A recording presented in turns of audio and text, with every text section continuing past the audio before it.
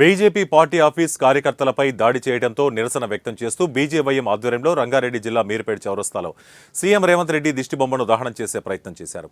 రంగంలోకి దిగిన పోలీసులు వారిని అడ్డుకున్నారు. దీంతో బీజేవైఎం నాయకులు పోలీసుల మధ్య తోపులాట జరిగింది. దీంతో బీజేవైఎం నాయకులు కార్యకర్తలు రోడ్డుపై బైఠాయించే నిరసన వ్యక్తం చేశారు. సీఎం రేవంత్ రెడ్డి పాలన మొత్తం విధ్వంసకరంగా సాగుతుందని బీజేవైఎం రంగారెడ్డి జిల్లా వైస్ ప్రెసిడెంట్ చింతల రాఘవేందర్ రెడ్డి మండిపడ్డారు. కార్యకర్తలపై పార్టీ ఆఫీస్పై దాడి చేసిన గూండాలను వెంటనే అరెస్టు చేయాలని చింతల రాఘవేందర్ రెడ్డి డిమాండ్ చేశారు.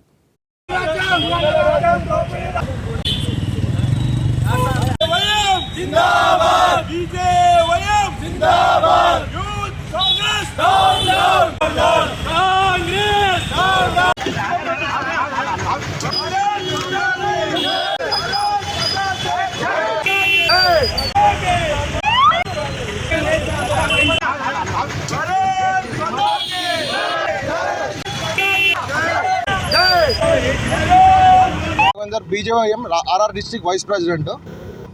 రేవంత్ రెడ్డి గారు, ఏంది దౌర్జన్యం?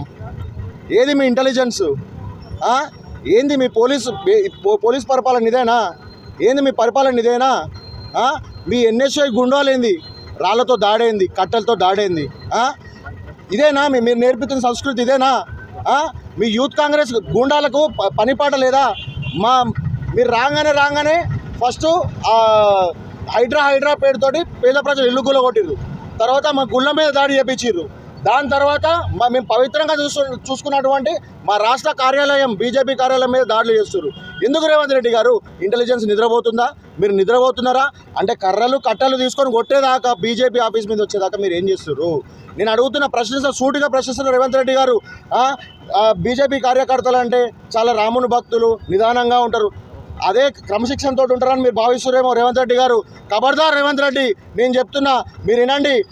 మేము రామభక్తులమే కాదు, హనుమంతుని భక్తులం కూడా. ఇక్కడ ఉన్న ప్రతి ఒక్క కార్యకర్త ఒక హనుమంతుడితో సమానము.